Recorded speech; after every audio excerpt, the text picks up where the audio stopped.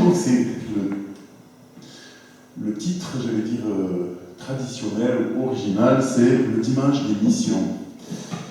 Et je vais brièvement aborder ce sujet. Commencer en disant qu'en fait, le mot mission ou missionnaire ne se trouve pas dans la Bible, comme beaucoup d'autres choses. Le mot Trinité n'y est pas non plus. Donc il ne faut pas s'inquiéter pour ça. Mais on a un petit souci avec ce mot parce que c'est vrai que pour beaucoup de gens, quand on dit le mot missionnaire, on imagine un casque colonial, une machette, un short anglais, vous voyez, et puis quelqu'un qui va voir les sauvages pour les civiliser, ce genre d'image très négative mélangée avec la colonisation et ces choses-là. Ou alors, un tout petit peu plus moderne, un missionnaire, c'est quelqu'un qui est parti ailleurs que là où il est né, et puis qui vit financièrement avec l'argent que lui envoient d'autres personnes.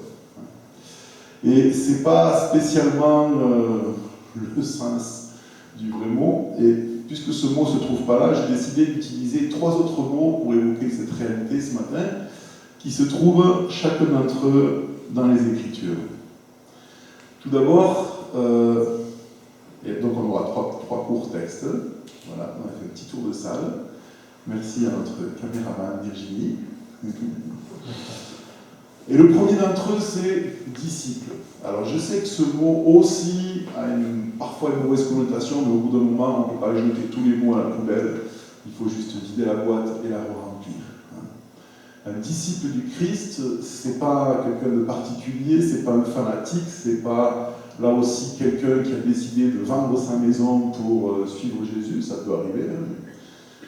Normalement, tous les enfants de Dieu, tous les croyants, tous les chrétiens, quel que soit le terme qu'on utilise, sont appelés à être des disciples du Christ. Qu'est-ce qu'un disciple? C'est quelqu'un qui suit le maître et qui suit son enseignement. Donc lorsque Jésus était sur terre, il y avait des gens qui se déplaçaient avec lui et qui l'écoutaient. Et lorsqu'il est parti, à la fin de l'évangile de Matthieu, on connaît par cœur ces textes, mais je le lis quand même, Matthieu 28, verset 18, Jésus s'étant approché, leur parla ainsi, « Tout pouvoir m'a été donné dans le ciel et sur la terre, allez, faites de toutes les nations des disciples, les baptisant au nom du Père, du Fils et du Saint-Esprit. Et enseignez-leur à observer tout ce que je vous ai prescrit, et voici, je suis avec vous tous les jours jusqu'à la fin du monde. » Donc nous sommes, nous, tous les croyants, appelés à être des disciples, donc suivre le maître et son enseignement. Ça c'est une chose qui peut être invisible, puisque aujourd'hui Jésus n'est plus physiquement dans ce monde, il vit en nous par son esprit, donc on vit en connexion avec lui. Et puis, à suivre son enseignement. Donc, pour le suivre, il faut le connaître. Pour le connaître, il faut l'écouter, le chercher, l'étudier peut-être. Et à vivre selon cet enseignement. Donc ça, c'est notre vie de disciple. Et nous sommes aussi appelés à faire des disciples. Et c'est là que nous débouchons sur le deuxième mot qu'on trouve dans les Écritures, qui sont en lien avec ce thème de la mission. Et c'est le mot qui est très cher à Jean-Jacques, il en parle souvent, c'est le mot témoin. Dans les évangiles, on arrive maintenant dans les actes des apôtres, et dans les premiers chapitres des actes des apôtres, il est dit ceci, c'est Jésus qui parle encore avant son départ toujours, donc on est dans ces 2 textes, dans les dernières volontés de Jésus avant qu'il reparte au ciel. Acte 1:8, vous recevrez une puissance, le Saint-Esprit survenant sur vous, et vous serez mes témoins, à Jérusalem, dans toute la Judée, dans la Samarie, et jusqu'aux extrémités de la terre. Après avoir dit cela, il fut élevé pendant qu'ils le regardaient, et une nuée le déroba à leurs yeux. Nous sommes tous, encore une fois, appelés à être des témoins. Qu'est-ce que c'est un témoin? Je ne sais plus si c'est Coluche ou Magdane qui faisait cette blague. Et puis, un jour, on m'a demandé si j'étais témoin de Jéhovah. Et je leur ai dit non, je n'étais pas à l'accident. Un témoin, c'est quelqu'un qui était là quand il s'est passé quelque chose. Marc, dans son métier, j'imagine, doit souvent interroger des témoins. Oui, j'y étais, j'ai vu, il y avait ce bonhomme-là, il a fait ça, il y avait ça, ou si c'est la police de la route. Oui, lui arrivé de droite et l'autre de gauche. Un témoin, c'est quelqu'un qui a vu et qui raconte, ou qui a vécu et qui raconte. Et là aussi, il n'est pas parlé de témoins spécialistes, de témoins XXL, de témoins plus ou moins. Nous sommes tous appelés, si nous sommes enfants de Dieu, nous avons reçu le Saint-Esprit, puisque sans l'Esprit de Dieu, on ne peut pas être ses enfants, et nous sommes appelés à être ses témoins. Et là, encore une fois, comme pour être disciple, c'est quelque chose qui part de l'intérieur. Témoin de quoi? Nous ne sommes pas appelés à être des témoins d'une idéologie, même pas de doctrine ou de quoi que ce soit. Hein. Ça, c'est pour nous, pour réfléchir. Nous sommes appelés à être des témoins de Christ. Vous serez mes témoins. Pas les témoins de l'Église, machin chose, les témoins d'un mouvement, les témoins de Christ. Christ qui aujourd'hui vit en nous, son Église. Jésus a dit, mon royaume est déjà là. Il est au milieu de vous-même, il est en vous. Mais parce que ce royaume est invisible, nous sommes appelés à en témoigner. Et ça, c'est quelque chose qu'on sait tous faire. Alors, évidemment, selon notre tempérament, selon qui on est, hein, il y a des gens qui témoignent plus facilement que d'autres. Moi, quand j'aime quelque chose, c'est terrible. J'ennuie tout le monde autour de moi, parce qu'il faut que tout le monde sache ce que j'aime. Mais un témoin, c'est quand même ça, sans ennuyer si possible. Mais parce que pour moi, quand quelque chose me touche réellement, j'ai l'impression que si je raconte quelqu'un, il faut qu'il sache. Hein. Voilà. Et quel que soit le domaine. Voilà, j'ai découvert un nouveau groupe de chansons françaises que j'aime beaucoup, et je pense que tous les gens qui me connaissent savent le nom de ce groupe, parce que je leur ai dit. Hein. Je lis un nouveau livre et il me bouleverse, et il faut que tout le monde le sache. Mais si Christ vit en moi, et si je vis avec lui tous les jours, et si je vis des choses, c'est pas tous les jours extraordinaires, mais je vis quand même des choses avec lui, je suis appelé à être un témoin. Et là, Jésus dit, vous serez mes témoins. Donc, quand il dit ça, il se trouve à côté de Jérusalem. Hein. À Jérusalem, donc là où vous êtes, en Judée, c'est autour. Hein. En Samarie, c'est un peu plus loin, et jusqu'aux extrémités de la terre. Et ça, on ne choisit pas forcément si on est appelé à être à Jérusalem, à Judée, en Samarie et jusqu'aux extrémités de la terre. Ce matin, on a parlé avec John, qui est à l'autre extrémité de la terre, mais je me demande s'il y est réellement parce que je m'aperçois qu'il n'a pas la tête en bas. Et on est côte à côte alors qu'il est à l'extrémité de la terre. Donc, il y a peut-être quelque chose qui nous fait croire qu'il est à Nouvelle-Zélande, mais en fait, il est à Genève. Pardon. À vérifier. Ou alors la vidéo est mise à l'envers chez lui, je ne sais pas. Mais donc, on peut être jusque là-bas, et puis on dirait, voilà, ça c'est l'extrémité de la terre, et puis on va dire que la Roumanie, est-ce que c'est la Samarie? Je sais pas, c'est pas si loin que ça, hein, c'est pas à côté.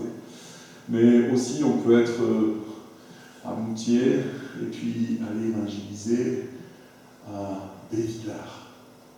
C'est déjà loin. Ou être à Bévillard et aller évangéliser à Malray. C'est un grand voyage. Voilà. Mais peu importe l'endroit, ce n'est pas la distance qui fait qu'on est un témoin, et ce n'est pas le lieu qui fait qu'on est un disciple. Et la troisième chose, et je termine avec, c'est encore un autre mot, mais qui est toujours lié avec ça, c'est ambassadeur. Dans 2 Corinthiens 5, 17, les versets qui suivent, Paul écrit ceci.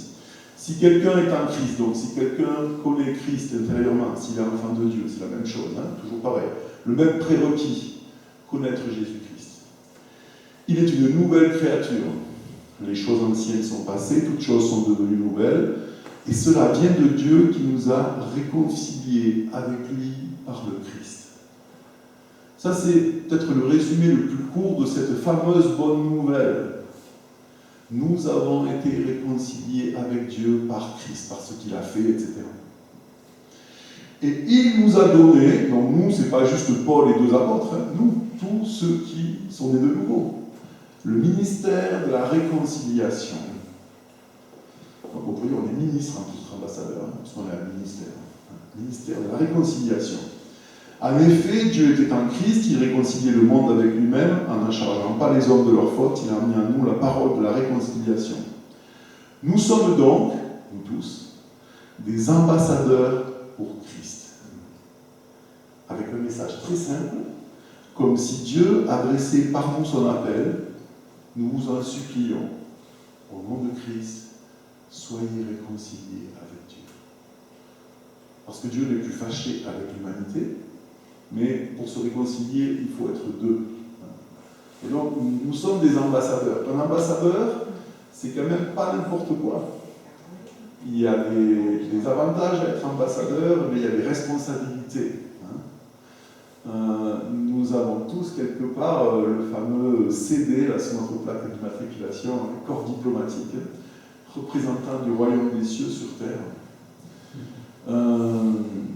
Mais ça implique quelque chose. Nous représentons ce royaume-là. Et là, encore une fois, on retrouve la même chose. Pour être ambassadeur de ce royaume qui est invisible, ben, il faut y vivre, il faut le connaître.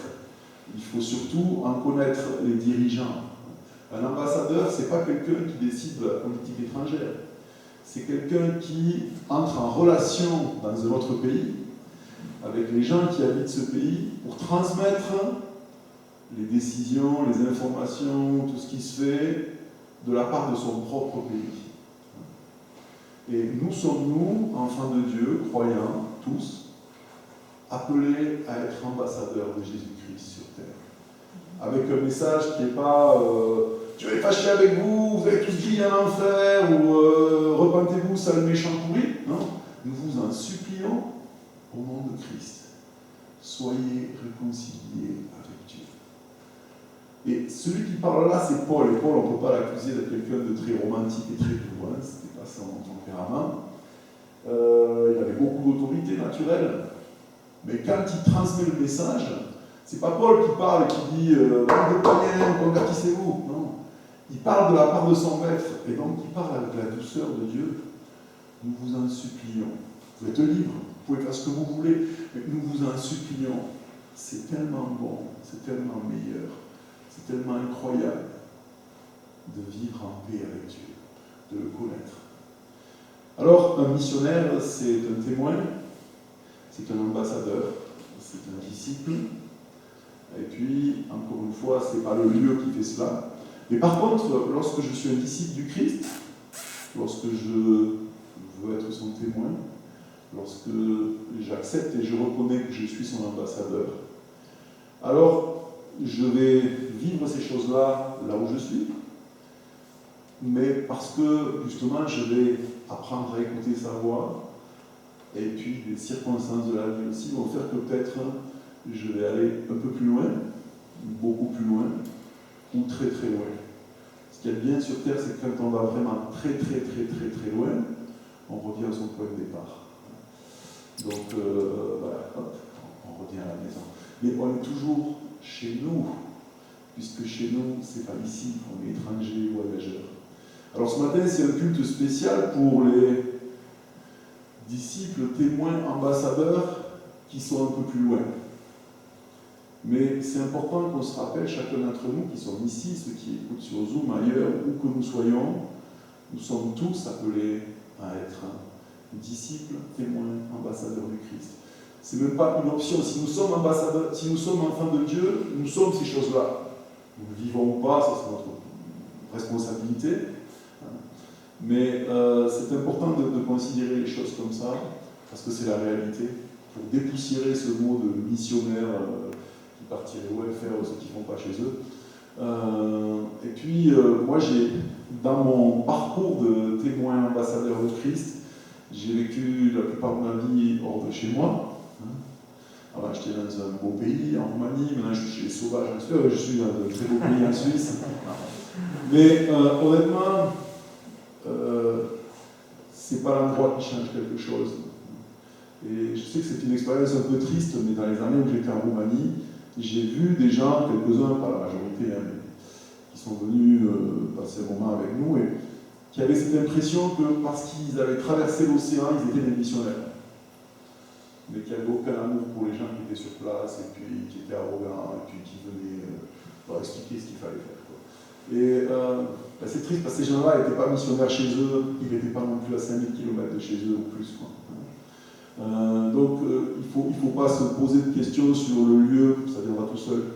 Mais si je suis un disciple, un témoin, un ambassadeur du Christ là où je dois être, bah, c'est fantastique. Et puis Dieu peut dire à un moment, tiens, lui, j'aimerais mieux qu'il aille un peu plus loin. Alors des fois, il nous dit, on entend, on y va, des fois il y a une situation, des persécutions par exemple pour les premiers chrétiens ou autre chose. Mais ce n'est pas important. Bon, soyons conscients de cette responsabilité-là, de ce privilège aussi.